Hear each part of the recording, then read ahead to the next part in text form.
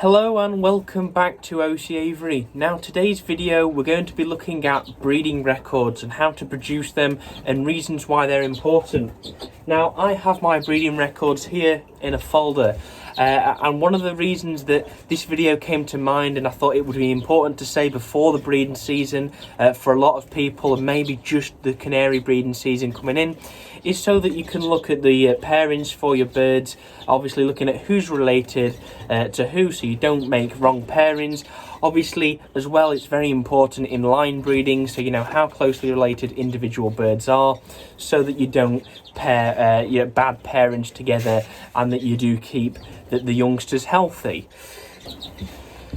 So in here is all my breeding records for 2019 and 2020. We have all of the native bird species in here, as well as the mules. The mules aren't so important, but obviously it is important to make a note of what is bred from who. So if you do produce some really good quality mules or hybrids, you know to keep the pairing on and who's related to who, and which ultimately produces maybe better mules or better hybrids compared to other pairings. So in my folder of breeding records, I have all of the current ones at the front. Now this is for the 2021 season. Obviously we haven't started that yet, with the earliest birds being the crossbills to go down, which are still building their nests. We haven't got any eggs or chicks yet. And then next we'll probably be looking at the canaries, and from there it'll be greenfinches, siskins, red poles, goldfinches, bullfinches. Everything else will go down from about April onwards. So in these charts which I've made, we have all the important information. So we have the year, so I make these as generic, so I can just keep printing them off very easily and I get to write down the year. We have the species, obviously that's important for knowing whose rings are on who. Cage number, that helps identify the parents, so I know that when I remove eggs and leave them to sit for a few days with fake eggs underneath the parent birds, I know whose eggs belong to who, so it's very much easier to put the eggs back, make sure that we're giving the eggs to the correct pair, and ultimately so we do know who is related as well. And that's obviously making sure that if we know there's some parents that aren't producing some good young, maybe we get a first round and the youngsters aren't great, then that would be something where we can look at the individual cage and say, well, these are the numbers, the ring numbers of these chicks, they're not great, let's change that pairing. We have the Cox ring number and the Cox mutation, so that's obviously important to identify exactly who's related, and I always include the mutation so I can identify the bird easier, as well as actually looking at the pairings and what the pairing would produce. So that is a lot with my red poles and my greenfinches. The canaries a little bit as well, but obviously it's something what I ever have most of. So I can look at what the outcomes would be. So here, if I had a cinnamon red pole cock to a agate red pole hen, they would produce the cinnamon hens and normal split silver, split cinnamon cocks, which would then be ideal because I can automatically tell which are cocks and which are hens just in the nest. So we have that, so that's obviously very important for finding who's related. Now we have the numbers, so in this chart I have up to 30 birds. Now realistically a pair won't breed any more than 20 probably in a season. You know, if you're fostering eggs out you'll get more, but then again it's still 30 offspring is quite a lot, and you do have to account there for dud or clear eggs, so there is room for that, and I can just print out another sheet if I need to, but generally there's 30 room there, so there's plenty. We've got when the egg was laid, so I know that how old the egg is, so I don't want to be keeping the egg out of the nest and unheated for too long when I do take them out of the nest to start with, so that they all hatch on the same day. We have when the eggs were set. That's just so I know and can predict when the eggs will hatch. So I know, for example, with red poles, 11 days from them being set is when they are due to hatch. So then that just makes it easier when it comes to getting the parents with some rearing egg food, and obviously just checking the nest for the youngsters. We have when the egg was hatched, so know how old the youngsters are. That's very useful. The ring number, now that's very important, especially for the native birds, obviously for canaries and or other finches as well, and anything that you breed with intent to show, that's obviously very important to log down. And obviously with the ring numbers, it allows us to identify the youngsters of a pair in the future, so we can look at what the parents were and maybe if the young is split for a certain mutation, or what we're going to be pairing, as we don't want to be pairing siblings. We have the mutation there. Again, that's for easier, it's easier to identify the bird specifically. So if I know that I'm looking for a cinnamon red poll hen with a certain ring number, and I know it's a cinnamon red poll and I know it's a hen, I can go straight to the cinnamons and don't have to mess about trying to get out maybe normals or cobalts looking for the ring. And then finally, cock or hen, that just helps with knowing for when it comes to what birds I'll be moving on and what birds will be staying.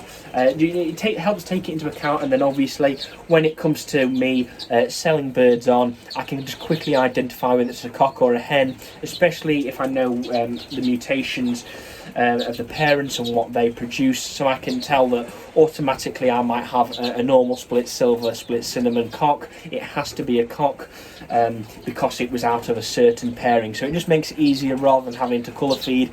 But obviously some pairings you will have to colour feed to actually make sure that the youngsters are cocks, or are, if they are hens with certain species like the red polls or maybe linnets. So then after that, I have all my 2020 breeding records here. So that's for all of the birds that I bred this year. I have excluded a few of the charts because they weren't necessary to keep anymore. For example, birds that I have moved on, which don't have any blood in my sheds anymore. For example, there were a few pairs of greenfinches I bred this year, and I moved both of the parents on as well as all the youngsters, so they don't have any further impact on my line, so it wasn't as necessary to keep them. I do, however, have the little cards that I wrote on, just so that if there is an issue for anyone who's bought the birds off of me, I have the parents' ring numbers, and if there's obviously any queries in that. And then I have my 2019 breeding records as well, so really that just helps me know who's related to who, and actually so I can develop a family tree. And obviously you have to take into account with breeding birds, especially line breeding birds, is how close you want to do the pairings, so that I know in my shed, for example, I have a cobalt red poll cock, and he is where my cobalt line, all the cobalts in my shed at least, are derived from him. I can see here he is IOA 014, and he was that was in the 2019 season. He was bred in 2018. He's up there right now, and I will be using him this season, and I know that he bred 4 youngsters for me, which I have which made it past the molt, and I know that 2 of those birds I still have, and they're in the cages over there. They're both hens, really good quality cobalt hens. And I know that a certain normal hen he bred last year, in 2019, that bird I actually bred him to keep the line close and actually keep developing that line. And I know that that pair in 2020, which is in my breeding records, actually produced me a cobalt hen, who I also have. I also know that that pairing produced me a normal cock, which I sold on after he didn't fill me any eggs this year. But that is exactly what I know. So I know who is related, so I know what pairings I can do, and I know what pairings I can't do. Like I said before, you don't want to go breeding brother and sister, or at least full brother and sister. Half siblings aren't as bad, and then if you do father to daughter is good. Mother to son is a little bit close, and you might question if you're doing father to daughter, it's no different to mother and son, but it's generally about inheritance of the pairs, and I would advise doing those that close anyway, unless you really are looking to preserve a line, which I tried to do this year or last year by pairing the cobalt cock to his daughter to get hopefully a closer line of these birds, to then produce and breed back into my lines, and actually keeping the cobalt heritage in there. So also this year, I know, or at least my current plans are that I will be breeding 25 different pairs of birds. That's at different times of the year we have to take into account. So I presume the crossbills will be done about April or May, and then I will move them all together to make a flight free up to then fill with something else, maybe the greenfinches or the yellowhammers, and we'll have to see how that works. So I will be getting 25 more, well, 25 of these printed, so I have enough. So each pair has its own sheet, and obviously I can print more off quite easily if I do decide to cross pairings. So I might do a round with a certain a red poll cock in here, for example. I might decide that I've done a round with him with a certain hen, I want to try him with a different hen, and I can just get out another one and I can just see who's related, very simply and very easy. Now, another reason it's very important to record your breeding, and that is mainly with the native finches, is actually to prove that the birds were captive bred. Now, you shouldn't have this issue if you have birds with rings on, because the birds have got these closed rings on that can't be put on otherwise. They have to be put on when the birds are young. But obviously, as I'm sure most native birdmen will know, we do get the odd one that slips the ring, which is not ideal. And it's important that you make a note of that. So I will always make a note if there is a no ring or a slip ring, for example. I can put a split ring on that bird and say that maybe green ring number 1 was bred from this hen and this cock. His brothers and sisters are here, and this bird is legally captive bred. And that is one of the main things when it comes to breeding natives, is that if you do have that, you don't need to panic, and you don't need to be putting larger rings on the birds, because actually if you maybe bred a red poll, for example, who requires a B ring, and it slipped a ring and you managed to get a D on that, a D ring on that bird, maybe several days later, actually that would probably look more suspicious than if you was to just say that it slipped the ring, here's a split ring and here's the log of the parents. Because by putting a larger ring on it, actually could, if you had a normal bird especially, it's not so much with mutations, because for example cinnamon red poll you aren't really going to get in the wild, but a normal red poll you will. So it's important to make a note of that. It's just going to help your case should you have an issue, and just knowing who's related, so that if there is really big issues with it, they can do DNA analysis on that and determine that the two birds that you have and you've both got wrote down are related, or are the parents to that bird that has a split ring or no ring.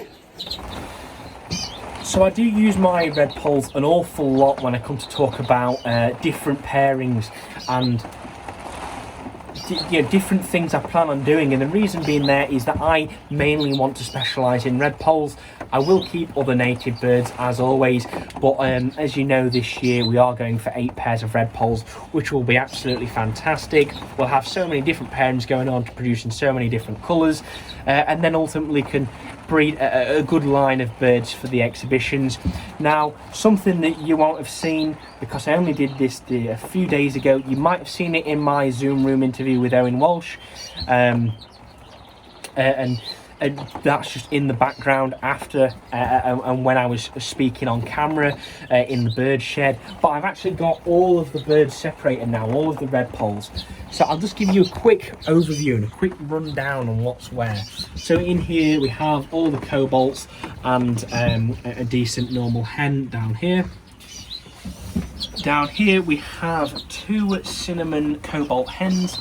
We have a silver cobalt pastel hen further down, she's come up now, and we also have quite a small little normal hen as well. She's an outcross. I will be breeding off her this year, with hopefully picking up a cockbird for her relatively soon, but we're going to have to see what happens there with that, and ultimately the youngsters we breed, if they are any good quality, and what favourable characteristics they have to help me develop my line. Now then, we have the cobalt split Isabel cock in here. we have the normal pied in here. This, if you remember, a few weeks ago we actually brought it back in the Christmas special episode. It's a normal bird, but it's produced a spontaneous mutation. It was bred from two normals who weren't split for anything, and it has a white flight feather, a white toenail, and a bit of white on the tail feathers. So it is a pied, really, but we don't know if it's dominant, recessive, or sex-linked. So we're going to have to see what happens with that. In here we have a normal pastel. Next along in here we have a cinnamon cock. Down here we have an agate pastel cock. He's a really nice bird. He's really cobby as well. And then finally in here we have a normal split cinnamon, split silver, who will actually be paired into a cobalt this year because it produces several different variations of cobalt mutations.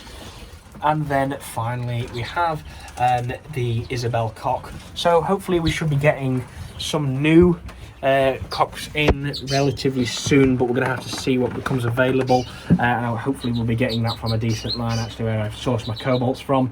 So I'll have to see what happens there, but ultimately it should produce us some nice youngsters this year, and we should have some really nice pairings to observe and breed, see what happens, and make sure that you guys follow along with that on my channel. So I quickly just want to come back to about my breeding records, and something that I found useful, at least, but also I think you would find useful. Now, it isn't a fun job, really, having to write everything down. It takes a while. You're constantly having to catch birds up and check ring numbers. I generally like to take them about the start of the breeding season, really, because I don't want to be grabbing the birds out when they're in the breeding cages. It's just not good for them. It's added stress, and you don't want them to come off of the eggs or the nests or whatever they're up to at the time. So I write them all down when I do the initial pairings. So I'll have all of the ring numbers, the cock's ring number, the hen's ring number, and all the information I need to know. And that goes for everything. I do have a few birds that aren't rung, like my canaries, for example. So I'll have to just make a note, and I'll put split rings on them, and just make a note, maybe green ring cock to pink ring hen. And I know that they bred certain, these ring numbers for the youngsters, so I can then look at who's related, because I hopefully will be getting a few more feeder canaries relatively soon. So how I actually set my book out is I have all of the past years behind, and the reason being is I'm not going to be visiting those as often, so I don't want them at the front, because it just means I've got to flick through more pages, and it just gets annoying. So I have all of the current ones at the front, so it's very simple and a much easier job to just make a note of when an egg was laid, who's laid the egg, and everything, rather than leaving it a few days and then you get your records a little bit mixed up. You end up with wrong days, your chicks hatching later than you thought, or chicks hatching earlier than you thought. So I just put them all at the front, so it's very simple and very easy to do, and that's something I find really useful. So after several years with my breeding records, I know obviously who's related to who, and there are quite a few birds that are completely unrelated, and that is because I'm just starting to line breed, and I'm developing my own line. Obviously I haven't been breeding at least like this for a very long time compared to a lot of other chaps. I've bred like this in breeding cages and selectively pairing the birds for 2 to 3 years now. This is my 3rd year with doing it how I do it now, and prior to that I bred exotic finches, parakeets, all sorts, quails, ducks, chickens, pheasants, partridge, pretty much loads of different types of poultry and exotic birds as well, but the standard aviary birds for about 5 years prior. So I've been breeding caged birds at least for quite a while, about 8 years really. And now that I'm going to do this, I think it's important that you understand what line breeding is, and that is when you have you mix the birds together, you're getting out crosses and you're breeding them together to ultimately form your whole shed and your whole stock of a certain species, or all descendants, or they all have a common ancestor.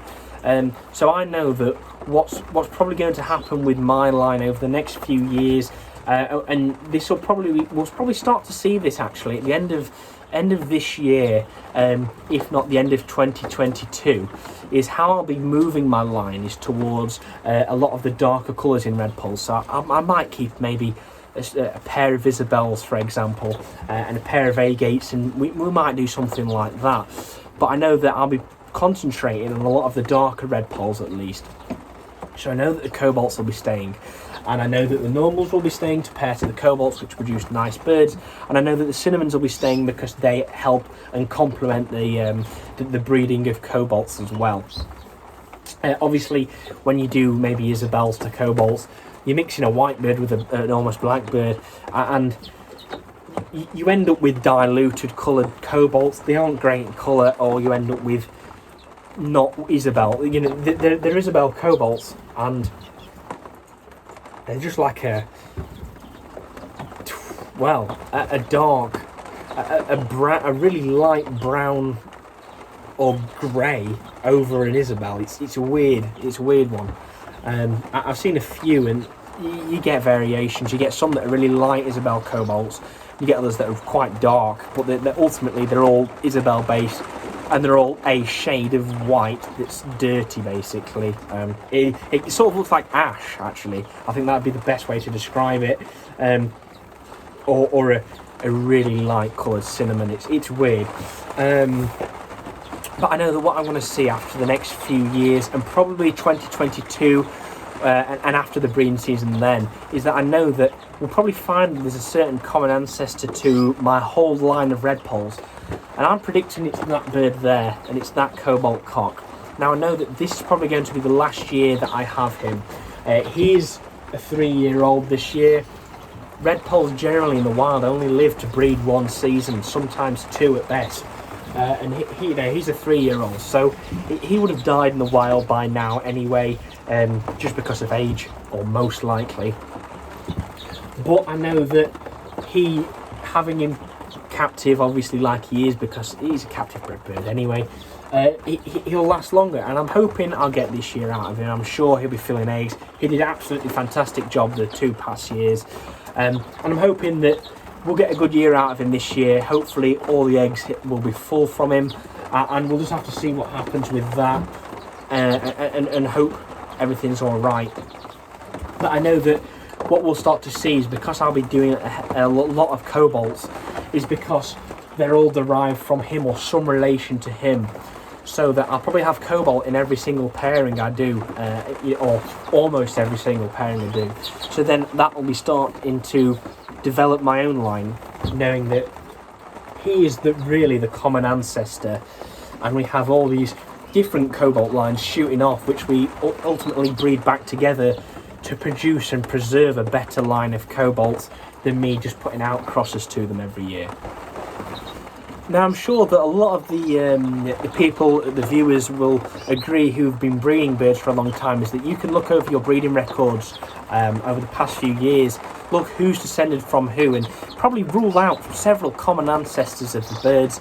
I know that mine will be that bird there, at least in a few years' time, not at the moment, because I have a lot of outcrossers in, and different colours, and that's just because I'm really just starting to develop that line. So that's my red poles, and I know that it'll be the cobalts. But then I know that with my greenfinches, for example, there's about 2 or 3 birds that I know will be common ancestors to my line in several years' time. Now, what I plan on doing is keeping the red poles, obviously. I really want to succeed on the show bench with those and develop them, and hopefully be really successful with them. But I also want to do greenfinches as well. I enjoy having the greenfinches. There's a lot of colours, and at the moment I can think of 2 common ancestors of where my line is going. The first is a greenfinch cock I had in from Paul Meek in early spring last year. He bred me some absolutely fantastic youngsters, and I know that he yeah, he's fathered some of the best greenfinches that I've got, and they're going to add to that. You know, and I can rule him out as a common ancestor, and I can also rule out the hen he was paired to as a common ancestor, because they really started and changed the greenfinches I've got, from the almost like a wild type greenfinch, no shape to it, which is about, you know, show quality or anything. These are show quality greenfinches, and I know that he's going to have had a massive influence, and so is the hen. I still have the hen who will be pairing to hopefully an outcross I'll be getting in this year from Mark Poynting's line, I'm hoping anyway. But we'll have to see what happens there. But I know that that would also be a common ancestor, because it's adding, you know, so many desirable qualities. And then finally, and this is a bird that a lot of people will probably question as to why I would want it as a common ancestor to my birds, and it's not about the show quality of the bird. The bird has a good head size, but what it doesn't have is the overall size and the overall colour. But what it's added to my line is the pied, and I'm hoping that over the next few years I'm going to be able to develop a line of pied greenfinches and normal greenfinches, mixing them together to produce these really good birds. And I'm hoping that will be producing as good quality and show quality pieds for the exhibitions, because I've seen that a lot of the pieds, at least, not all of them, but a lot of them are quite small birds, and they don't come to the shows as often as I think they should do, or at least potentially should do. So I'm hoping I'll be able to develop a good show quality line of these pieds, and ultimately have a cobalt line of red poles, my pied a normal line of greenfinches, and they'll be the main two species that I focus on for the exhibitions and to develop really strong lines in. So I know that one of my goals over the next few years will be to preserve the good quality exhibition lines of all of the birds that I've got. Ultimately the cobalts, obviously, and the red poles, and the normal line which I'll be developing, and keeping those birds close enough so it doesn't ultimately bring out the bad sides of the birds in terms of the show quality. So I want to be keeping the size there, I want to be keeping the colour there, and the feather quality, and making really good decent lines. So I know that when it comes to outcrosses, I'll only have to be sourcing good and really good quality birds, and the best birds that I can get hold of, at least, which have the favourable characteristics to make the line better and improve it, for my own line anyway.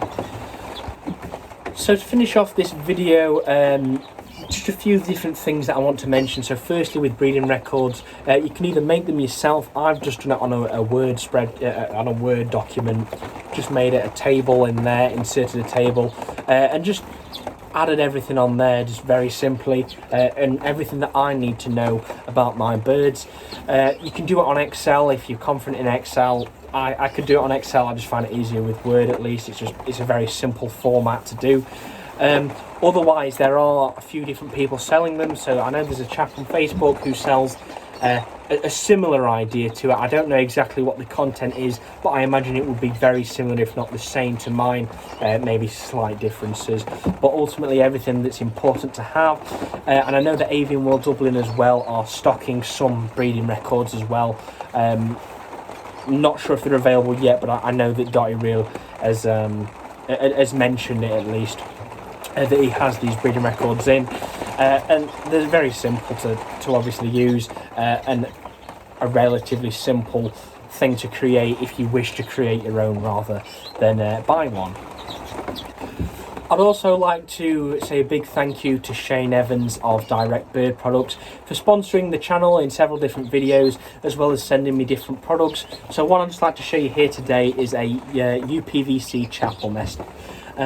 This I got from Shane, really good price, really good quality.